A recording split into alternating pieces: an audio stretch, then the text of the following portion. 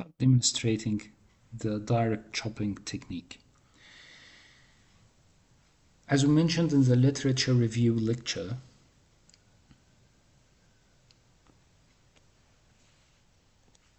this is our axis, and I'm impaling the probe into the nucleus and then moving the chopper towards the probe and then performing lateral movement of the chopper and the probe. As we mentioned, the movement that leads to nucleus fracture, not the cheese wiring of the chopper, but the lateral motion. So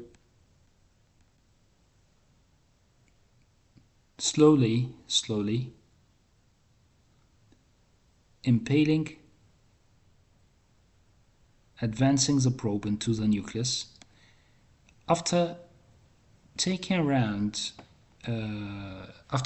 the anterior cortex and the anterior epinucleus, you have around 3.5 to 4 millimeters of nucleus to impale your probe into it.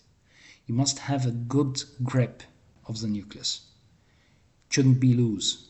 No part of the probe opening should be not occluded, because this way you don't have vacuum to hold the nucleus. You must impale the full opening of the probe. Then moving your chopper towards the probe. Cheese wiring. This is not fracturing the nucleus. The lateral motion is the one fracturing the nucleus. So this is the lateral motion. Cheese wiring, and lateral motion. So I've taken the probe to the right and the chopper to the left. This is the actual motion fracturing the nucleus. This is very important. And in this stage, please don't keep pressing or don't keep vacuuming. Don't keep pressing your feet on position 2. You need to take your feet out. Take it off the pedal. Otherwise, you'll have a nice rounded opening in the posterior capsule.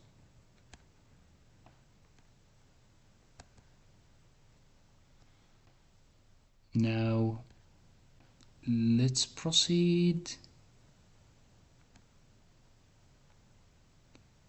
So, in this stage, I could see a good reflex. I was sure that the nucleus was fractured and there was complete splitting of the nucleus. Unfortunately, you can't see it here on the video, but I'll prove this in few seconds if you don't mind. This is a fracture line. Okay?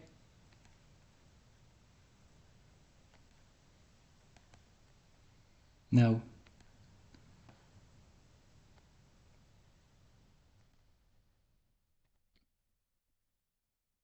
rotate the nucleus. Rotate it either clockwise or anti-clockwise.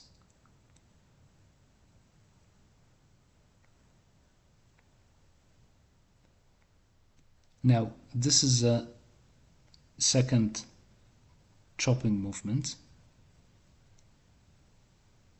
I've rotated it.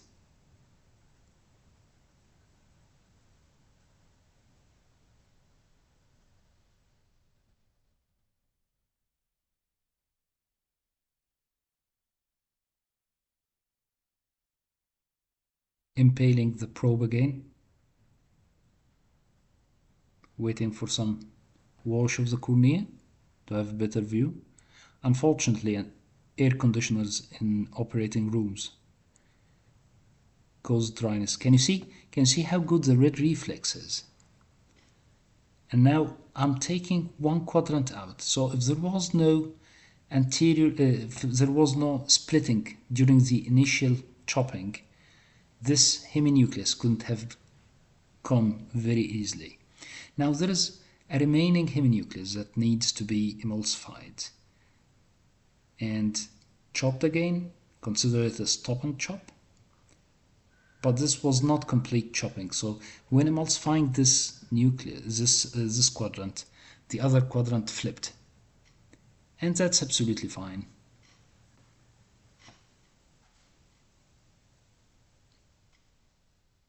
Taking the third quadrant out. And then the last one, you can see I'm protecting the posterior capsule by supinating my hand, rotating the chopper with the blunt edge towards the posterior capsule and beneath the probe. Now I'm taking the epinucleus out. It's a bulky epinucleus, in fact. And there will be a small part remaining